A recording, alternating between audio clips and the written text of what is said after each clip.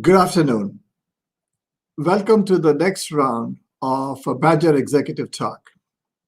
This is a program we launched almost 9 months ago with the intention of hearing from Badger alumni who have had a growth in leadership positions and who have developed valuable perspectives on how you emerge as a leader. What are some contemporary themes and topics affecting business? And we intended to create this series for ongoing conversations with the vast Badger alumni community. Today, it's my great pleasure to introduce and welcome another Badger alum, Ericson Chan. Ericson has had a rich set of experiences spanning technology, financial services, and insurance. He has a journey which has taken him from North America to Europe to Asia. He's currently the Group Chief Information and Digital Officer with Zurich Insurance. Before that, he was the CEO of Pingan Technology, and he spent 18 years at Standard Chartered Bank. He's a Badger alum and a member of my Dean's External Advisory Board. Ericson is a passionate advocate about the fintech ecosystem. He's passionate about all aspects of customer experience and digital, and more importantly, he's big on using the latest technologies to make everyone's life easier. So, Ericson, great pleasure to have this conversation with you all the way from Zurich. And welcome to Badger Executive Talk. Thank you for inviting me, Samba. Great to be here. Wonderful. So, Ericson, love to hear the journey. What brought you to the University of Wisconsin at Madison?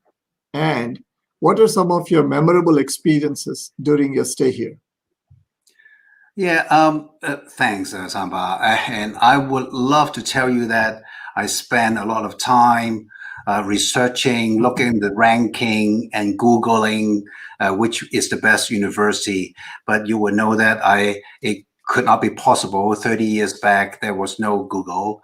And in fact, I took the easy way out. My sister is academically is extremely strong as all along.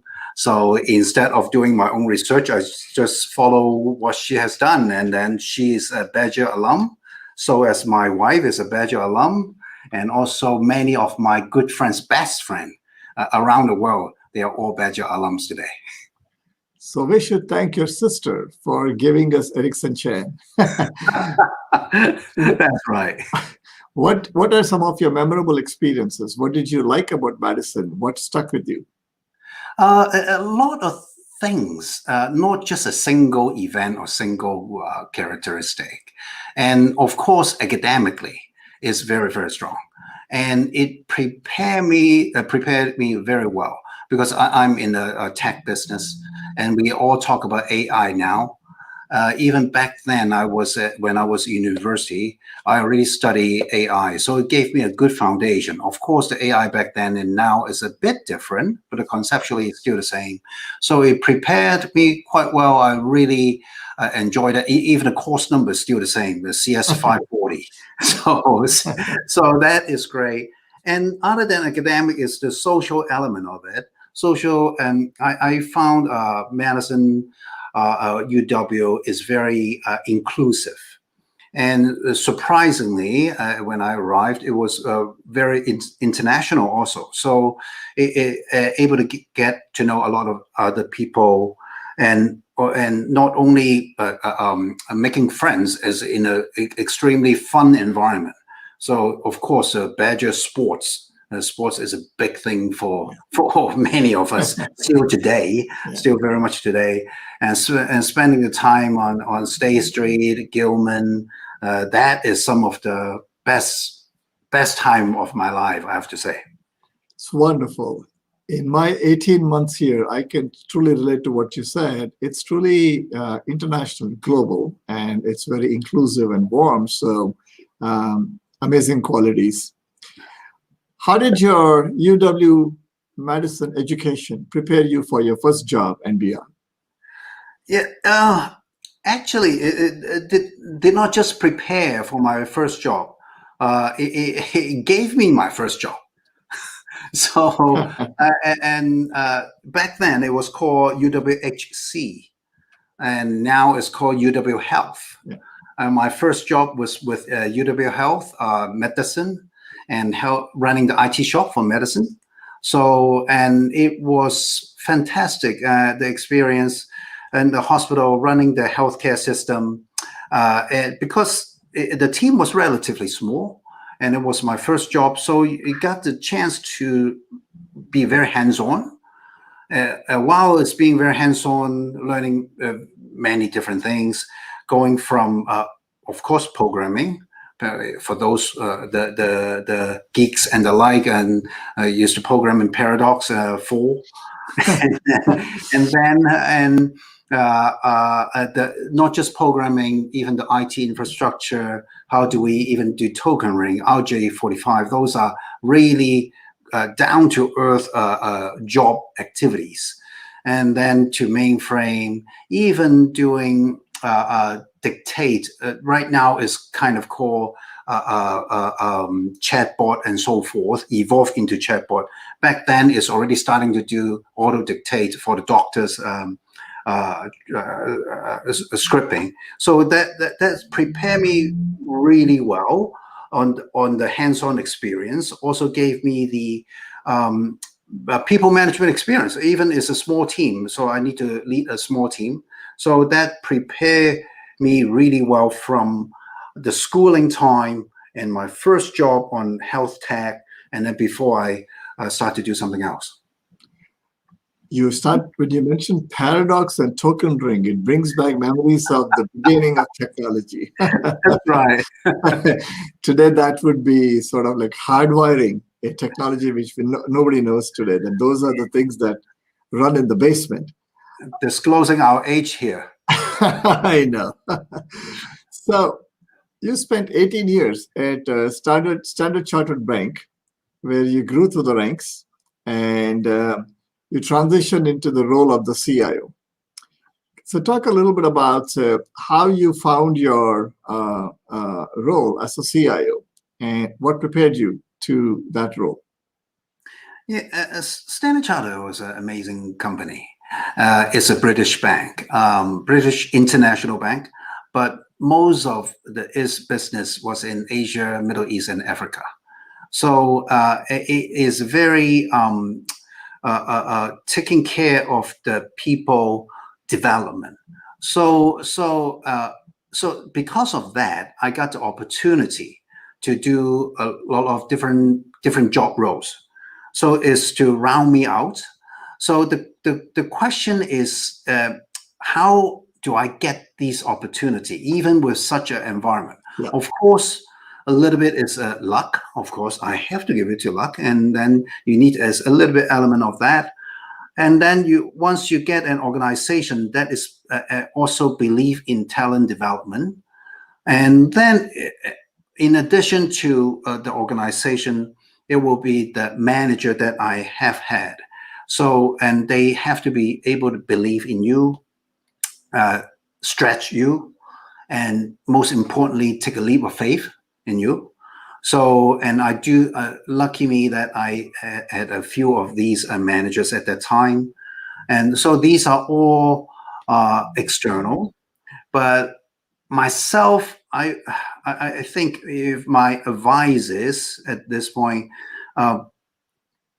need to be prepared, very prepared. Not saying you need to work hard all the time.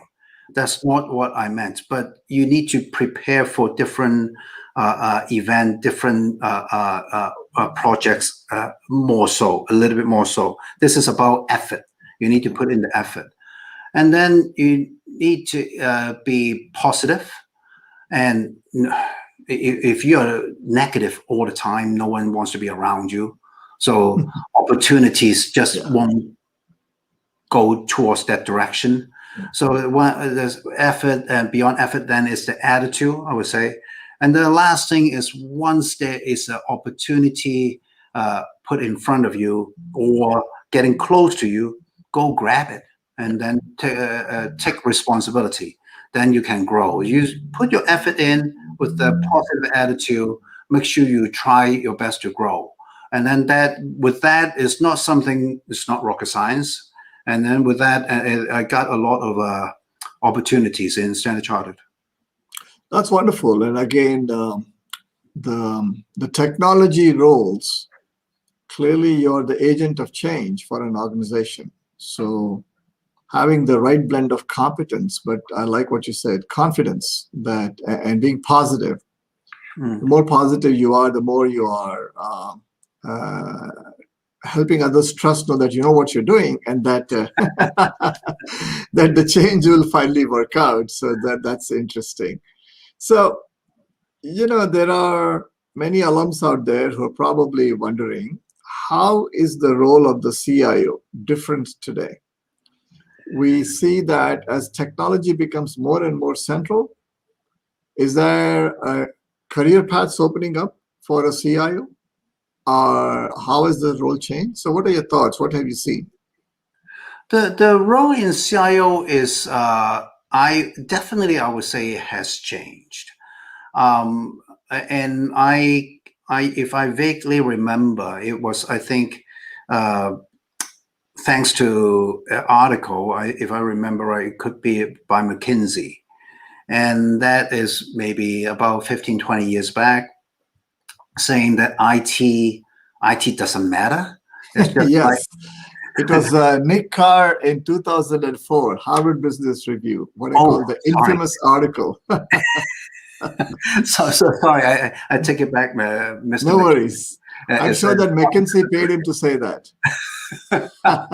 IT doesn't matter. That really put the entire function a few steps backwards, when and put the many corporates just did not pay enough attention, and therefore CIO at that time is really just focusing on infrastructural matter and maybe a project or application development, and missing the how to use tech to drive business forward.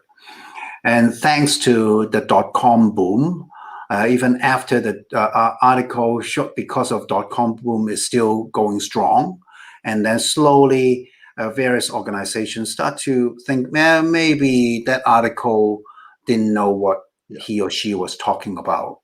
So, and starting, even though it's the same role, there's a lot more expectation, how to deliver online business, and then how to drive automation. And then if I fast forward to now, and the CIO role in many organizations will even including what the COO used to do. First thing is that, because if you're taking care of the operation or operational side of the organization, of course, the differentiating factor and make it improve will be leveraging technology. So, and CIO starting to taking on the COO responsibility, and more important, and then same as in my case, and then it will take on a so-called chief digital officer scope of work. In many ways, it is still part of the CIO job scope, if you ask me. But it is just to illustrate the importance, how to use technology beyond just online business, is to develop a new business model to drive incremental revenue, incremental opportunities, so-called the second S curve. This is what the CDO, which should be part of the CIO. So in a long, windy answer is that I think the CIO, the title is the same, but the scope and expectation is quite different today. That's interesting. I do remember that article where he said that since organizations don't have a chief water officer or a chief electricity officer, why do they need a chief information officer? But I think there was probably some value in that article because it refocused the attention away from technology procurement to the strategic use of technology and the fact that it is an organization-wide responsibility. And I say that as an interesting moment because in business education, we had a similar challenge where the MBAs would say, why do I need to learn about technology strategy? Why can't I just outsource it to India? And why do I need to learn? But as your experiences have shown, that digital mindset is something that's more important than technology itself. That leads me to what have you seen today? Because from 2004 to now, technology has become the centerpiece of industry disruptions, transformations, and innovations. We're hearing a lot about mastery of digital leadership.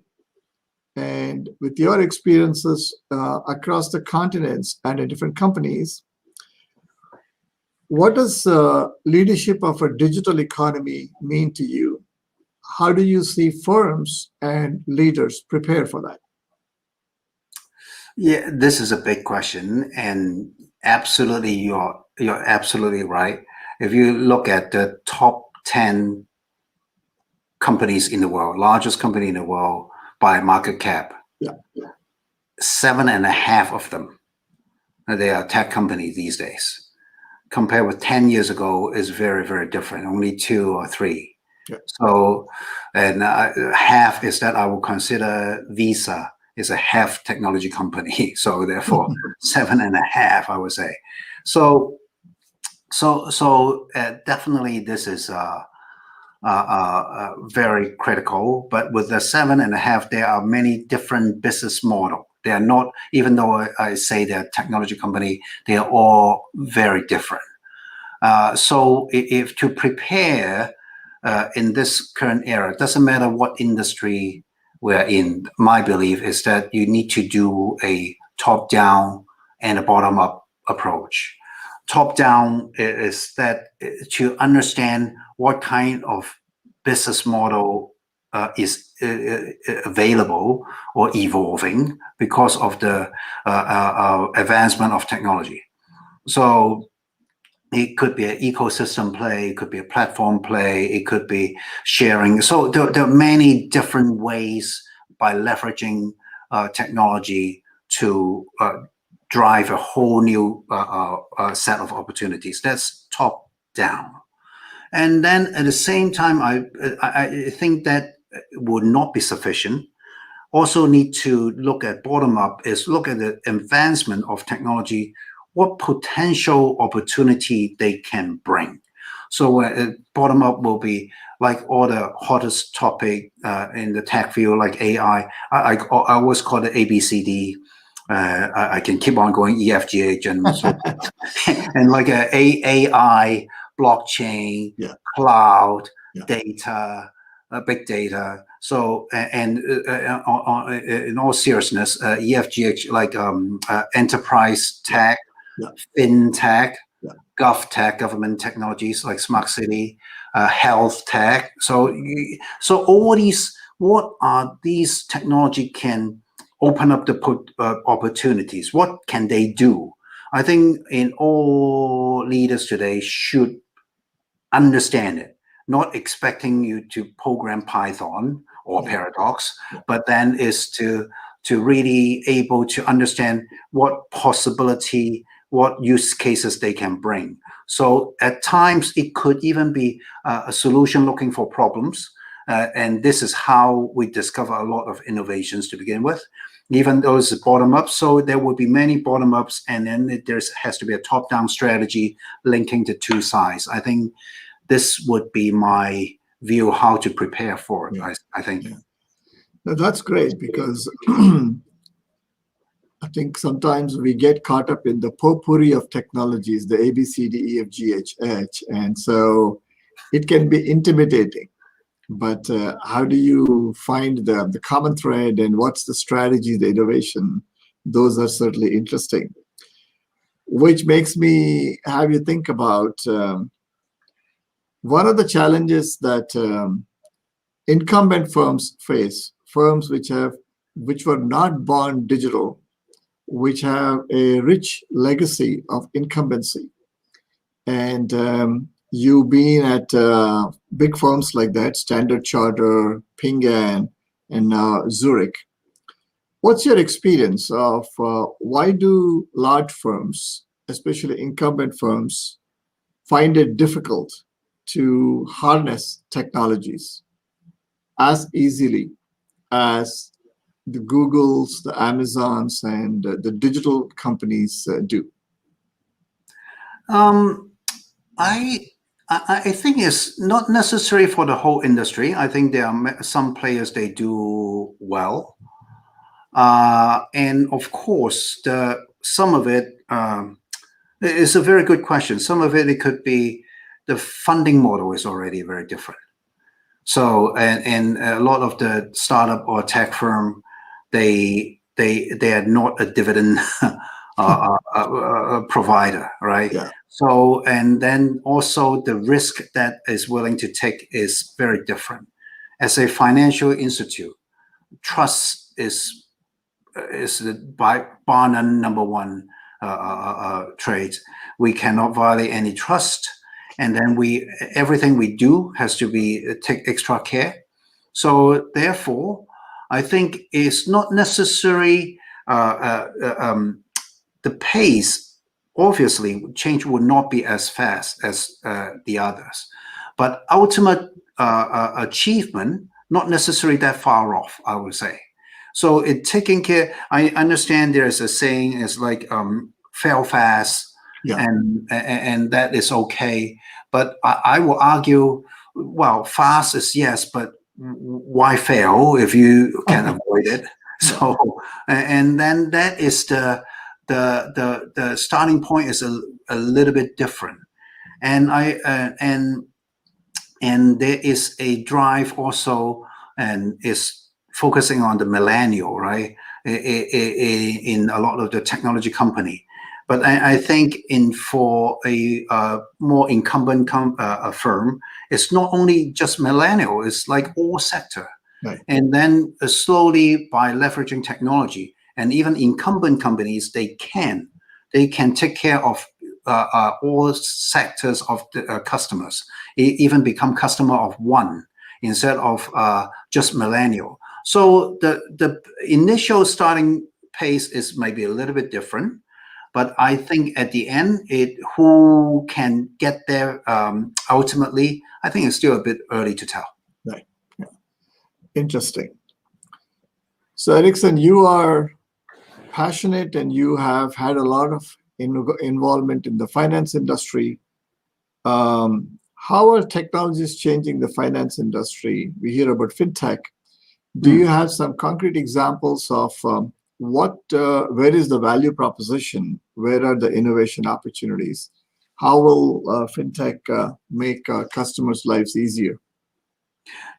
In many ways, many ways. Of course, the most obvious one is the efficient and better services. Right. So because of technology, you can do more automation, more things become strict through processing. So things naturally become faster, not only faster, and also make it easier for customer.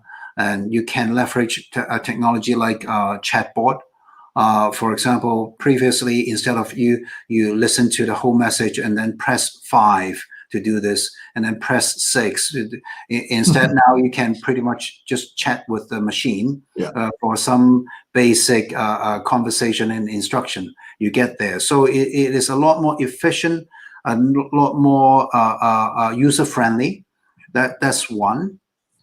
And also in terms of products, I briefly just mentioned about segment of one, is the products that because of technology and the data and the computational power, you can offer product based on each single individual customer.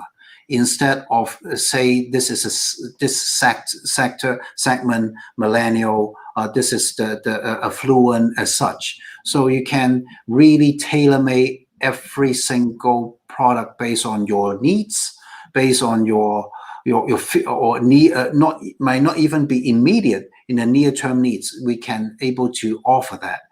And this is also similar. This is similar to a lot of the technology company. They don't have a gold member or silver member. Right. They just take it everyone the same way.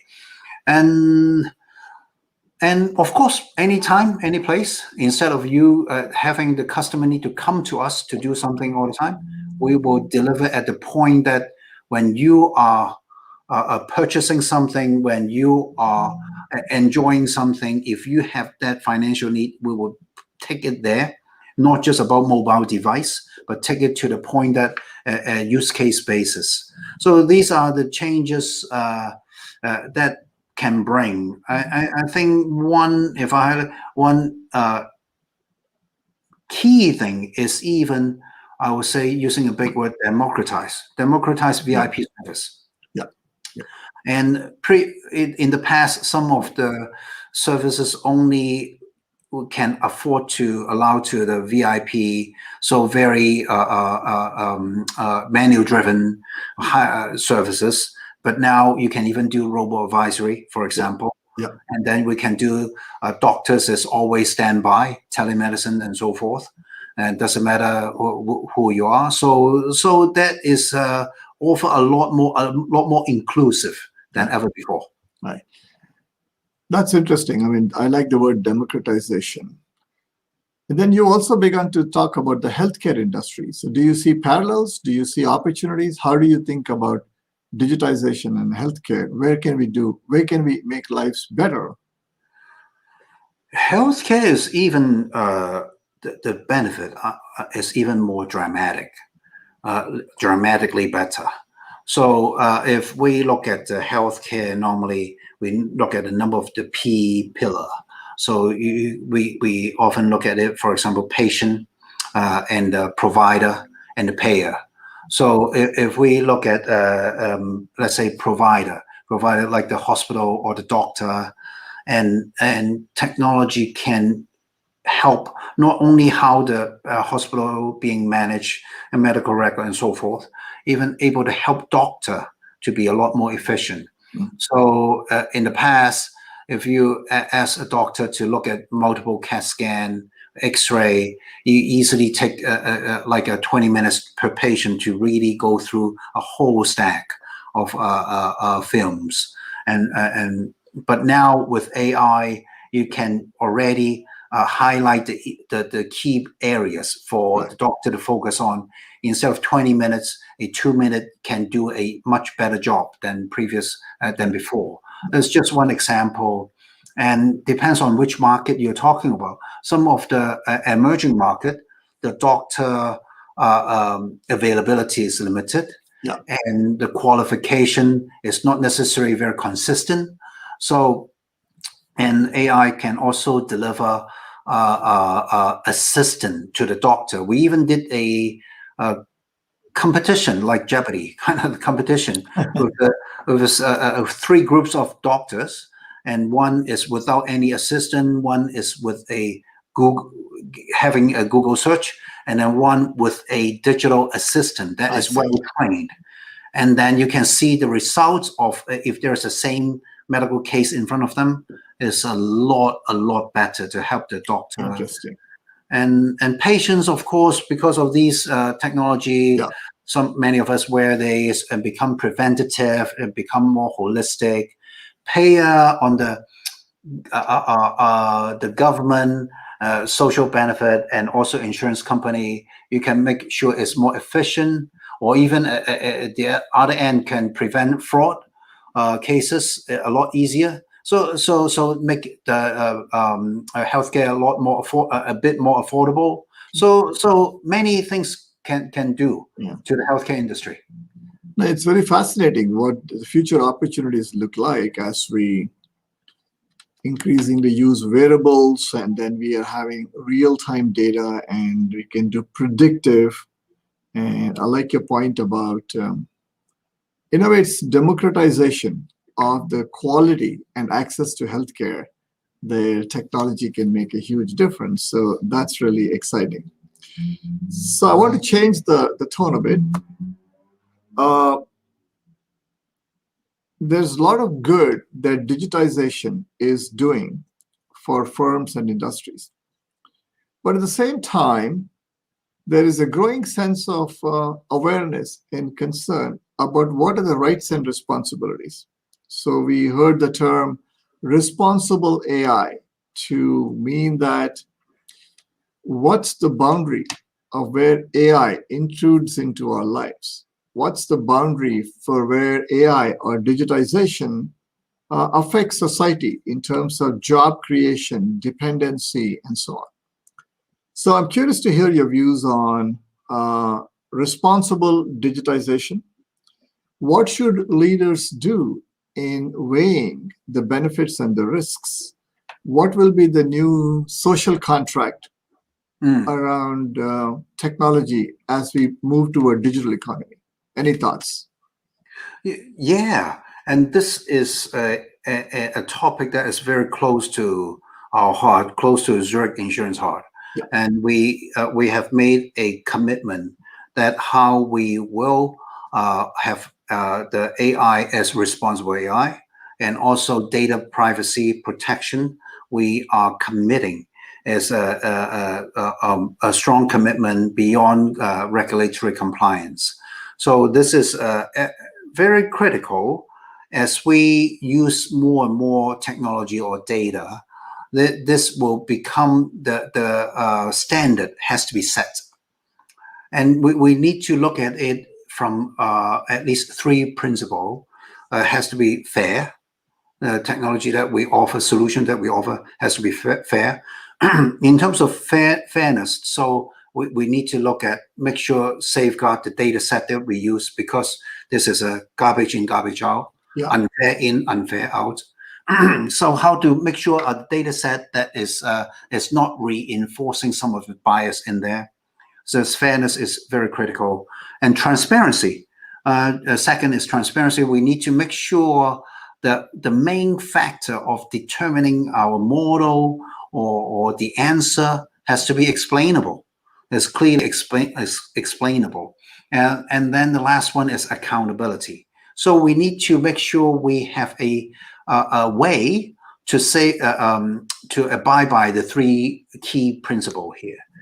And then even that, I don't think it would be sufficient. We need to, this is a relatively new topic, but it's already here. It's not an emerging topic. It's a new, but it's already here topic. We need to engage the society stakeholders to have some ethical debate.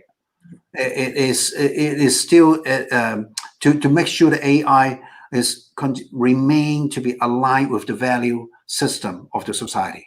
Right. So this is because different region, different culture has set different kind of context.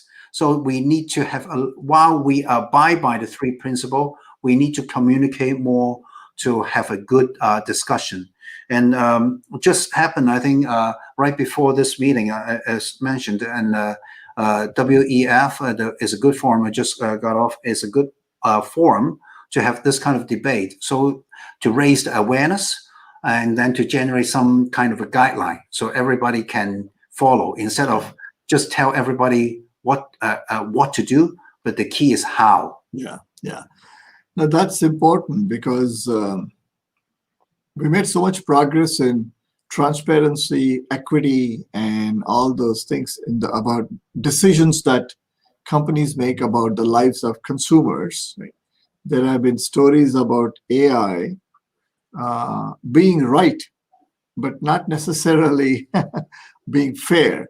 There's this famous story, as you know, that Apple, the Apple Card, that the story that I remember reading is that women were getting lower credit limits than men. Very often, another bone of contention among spouses. And I remember reading that the credit limits were essentially based upon machine learning models. And because the machine learning models are so granular, they were tapping into shopping habits and so on. And the models may have been right, but they had enormous consequences for the decisions and promoting a sense of inequity and unfairness. And so, interesting topics for leaders to say, you may be right, but are you fair? So it'll be an interesting, and I'm sure that in the insurance industry, where those are important principles, um, your role as the chief digital officer would probably be even more prominent. So I'm curious to hear, as you become now the chief information and digital officer at Zurich, what do you see as the role of a CIO versus a CDO, or how has your role changed, and what do you see as the role for the future? Yeah, and the role has, I would say, just expanded, but the expectation expanded. I think the role has always been there, if I may. So maybe the easiest, I'm going to steal the topic we just went through in the earlier today, Right. and from the chief digital officer community. I just came off from WEF, and then just listen to the topics that was being covered. You will get a glimpse of how the expectation of the CIO CD role is different. I mentioned that, of course, that there is a natural expectation. The CDO is more business driven, deliver business value, or based on a tech business model. But now the discussion even go beyond that. We talk about net zero. How can we use tech to help drive net zero as one? And how can tech help to do environmental sustainability? How the digital ecosystem and partnership is going to change the society. There are 6 of them. So 3, technology, can it help the community resilience and equity? So, and how do we, when we all talk about ESG, how do we integrate the ESG data into the core business? And also, sustainability tool that is data driven. So that is the expectation of the CDO is even moving further than just business. So, but that is just a naming of the title. I think anyone with a title of a CIO, CDO, naturally the expectation is a lot bigger than before. Yeah, for sure, and that's what makes this whole space exciting in terms of growth opportunities for those who want to be in this career path. Let's talk a little bit on a different topic, which is, again, you had unique experiences of working across different countries and cultures. And one of the things that we hear a lot about, both from an education perspective and corporate perspective, is we want leaders who have a global mindset. What does a global mindset mean to you, Ericson? And why is it so difficult? It's not so easy to develop a global mindset. So what has your experiences taught you? How did you become an effective global leader? I wouldn't label myself global leader, but then I fortunate that I get a chance to expose to many different culture and able to live in many different markets. So it comes natural to myself, luckily. And even within my household is very international. When we do Christmas dinner, is almost like a little United Nations there. So that comes natural. So but maybe I can talk about why it's important, but how to get there is really depends on individual situation. So I think it is beneficial, tremendously helpful if you have a global mindset. Uh, uh, so you could be an early mover. Because you don't need to invent everything. Many different markets has many different new innovations in terms of products, service, and so forth. So if you often have a global mindset, then you can pay attention to the global trend, and then able to take one so-called best practice to another jurisdiction quickly, become an early mover, and while you maintain a global consistency. So, and this is tricky, especially this is for most of the international firm. And then how can you make sure you have a global consistency while you're able to fit to local needs? So even McDonald's offer a rice patty burger in Thailand, for example, right? Yeah. So while in between a Big Mac and an apple pie. So this if you have a global mindset, then that comes a bit easier as an early mover, and also you can take a better trade off. And how do you a balance between the local adaptation and global standard? Yeah. So I think this is it does not come natural. Global mindset, you need to work on it. Yeah. I happen to have this experience, and I can also highlight, for example, another example, Zurich Insurance on the Exco, 12 of us, and then we came with 9 different nationalities and 12 members. So that also, in a way, already naturally to help you to have a global mindset. Yeah. So this is something that you need to work on. Yeah. It's not come natural, and there's no silver bullet. No, there is no silver bullet. I reflect back upon my own experience. Travel was not as difficult as embracing.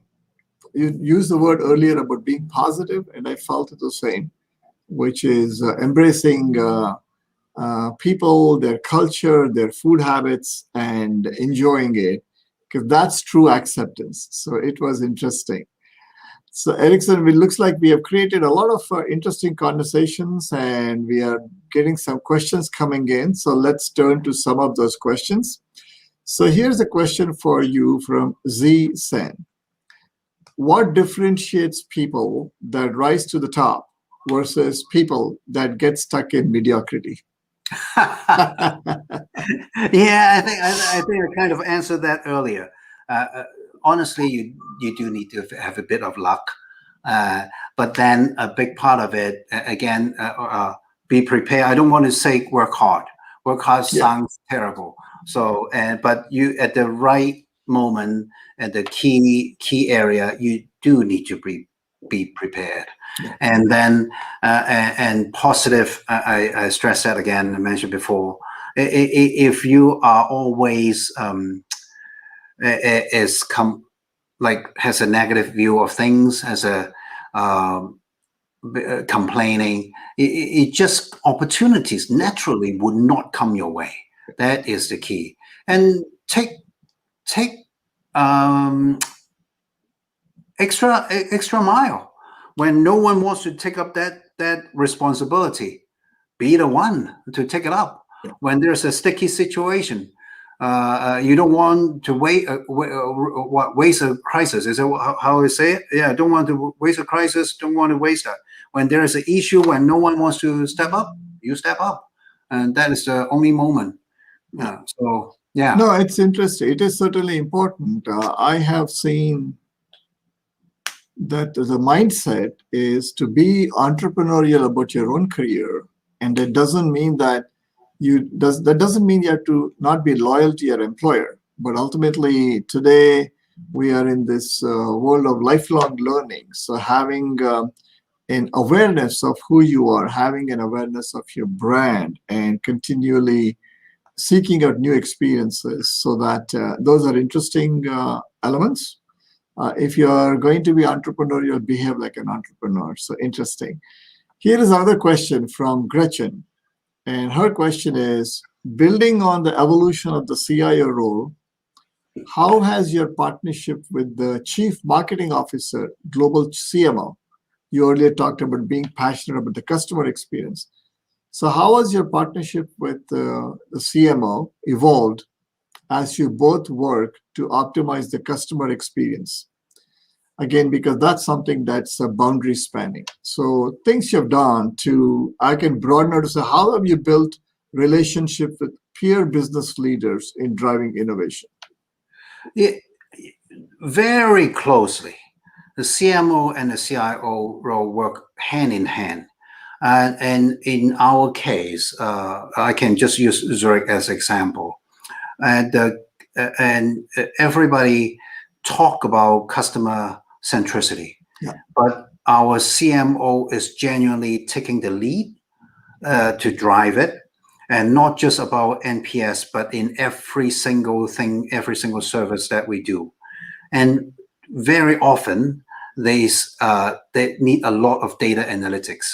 You need to understand the customer well before you can have to become a efficient CMO.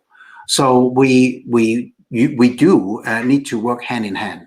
So the customer profile, how to make into a really customer wanted journey that quite often in our case is being designed by our CMO.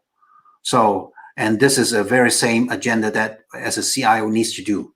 So in a nutshell, easy question, yes, we need to work hand in hand together very, very closely. Yeah. Very nice. Here's a question from Dave.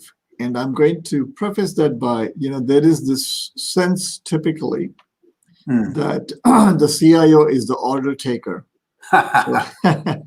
So Dave's question is, when the CEO and the CIO talk, does the CIO decide what to do with technology? And does the CIO figure out how to do it? In other words, what has your experience been? If we're going to talk about a true partnership or leadership for the CIO, how have you changed the dynamic where it's a conversation and not an order-taking mentality? Yeah, a good question. I don't know if Dave is a CIO or if he's a CEO. So that will be interesting if I know. Well, the fortunate that I have been being both before. So I think it has to be well, put it this way, Samba. If the CEO figure out what needs to do on the digital front and expect the CIO to get it execute, that is still not too bad. Yeah. That is the danger is the CEO does not believe in digitization. Yeah. That is a place that you don't want to be in. Yeah. Put it this way. So, and ideally, of course, it's not an order taker. I would never expect a CIO as an order taker. In fact, I think the role of CIO is not just because I'm a CIO now, and the industry is getting more and more important. Again, the easiest thing is 7.5 of the top 10 market cap company. They are tech companies.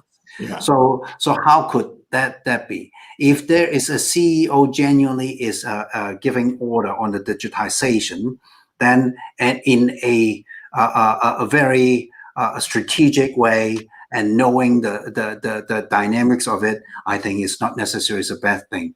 But then I think it's just a matter of how the CIO to step up. Yeah, no, it is true. I mean, I hear about another reflection of CIO's role as a catalyst and not an order taker is the increasing number of CIOs who are taking on positions on the boards of firms as external members. You yourself, I've seen you are affiliated with a couple of boards and societies. So it looks like the CIO's leadership influence as a strategy catalyst and innovation catalyst is growing. And going back to Gretchen's question, if you are a CIO, you don't want to be stuck in a company that doesn't believe in technology, because for every such company, there are probably 5 companies which are trying to harness the power of digitization and looking for the CIO as that catalyst. So that's a great place to be today. Yeah, absolutely, absolutely. I think to a certain extent, CIO should even drive not catalyst, and then even drive the company agenda. There's how many companies can survive without technology these days? Perfectly a great place to be. Here's another question for you. We talked earlier about the spirit of continually staying fresh, lifelong learning. So, Ericson, what do you read? Where do you engage? How do you spend your time when you're not busy working to keep yourself updated? Are there books that you have recently read? Are there conferences that you go to that shake you out of your comfort space? What advice do you have for continually developing yourself?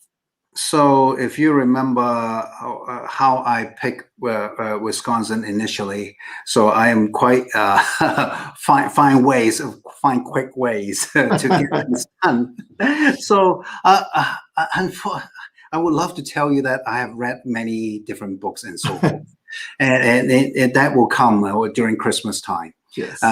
Normally, I can say I'm those 2 books a week kind of a person, but I do, thanks to technology again, I'm a podcast junkie. I'm a podcast junkie that whenever I'm doing exercise, then that is the time that I can consume a lot of latest information.